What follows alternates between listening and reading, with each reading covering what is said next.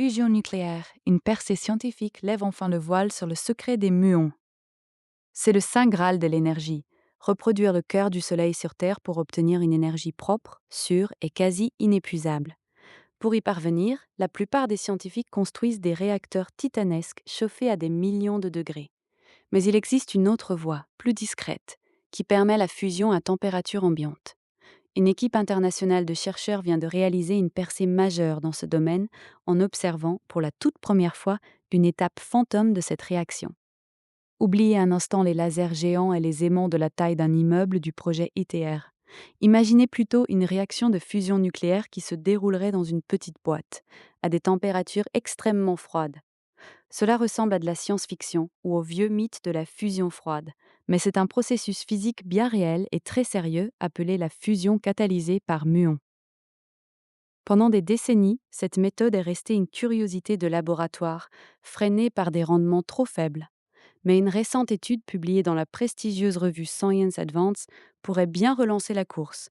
Des chercheurs ont enfin réussi à photographier, ou plutôt à détecter avec une précision inouïe, une étape intermédiaire de cette réaction que l'on pensait insaisissable.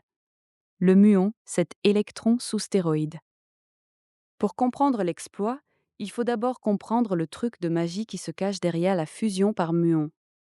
Dans une molécule d'hydrogène classique, les noyaux sont maintenus ensemble par des électrons. Le problème, c'est que ces noyaux sont tous deux chargés positivement. Ils se repoussent violemment. Pour les forcer à fusionner, il faut normalement les chauffer à des températures extrêmes pour qu'ils se rentrent dedans à une vitesse folle. C'est là qu'intervient le muon. Le muon est une particule élémentaire qui ressemble à un électron, mais qui est environ 207 fois plus lourd. Si l'on remplace l'électron d'une molécule d'hydrogène, ou de ses isotopes, le deutérium et le tritium, par un muon, son poids immense agit comme un corset ultra serré. Il rapproche les noyaux 200 fois plus près l'un de l'autre. À cette distance intime, la magie quantique opère. Les noyaux fusionnent spontanément, sans avoir besoin de chaleur, libérant au passage une immense quantité d'énergie et éjectant le muon, qui est alors libre d'aller déclencher une autre fusion. Un seul muon peut ainsi catalyser des centaines de fusions. Le chaînon manquant enfin observé. Sur le papier, c'est l'énergie parfaite. Dans la réalité, un problème frustrant bloquait les scientifiques.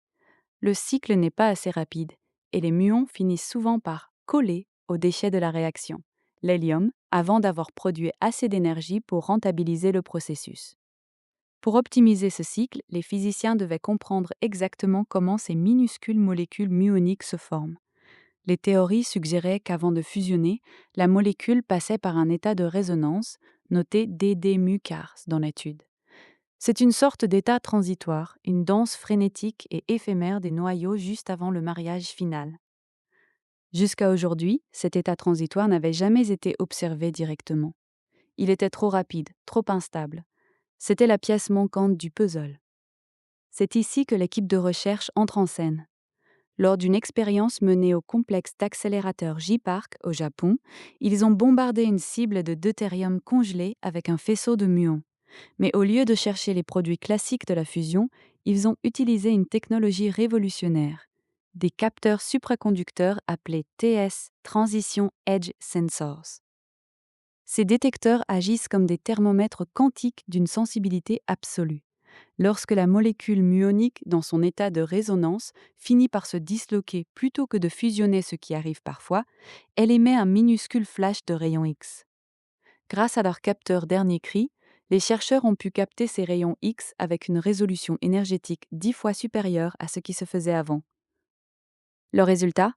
Un pic très clair sur leurs écrans de contrôle, la signature incontestable de cette molécule fantôme. Vers une nouvelle ère de la fusion nucléaire ? C'est la première observation directe de la dynamique moléculaire dans la fusion catalysée par muons, expliquent les auteurs de l'étude. En d'autres termes, les scientifiques ne naviguent plus à l'aveugle.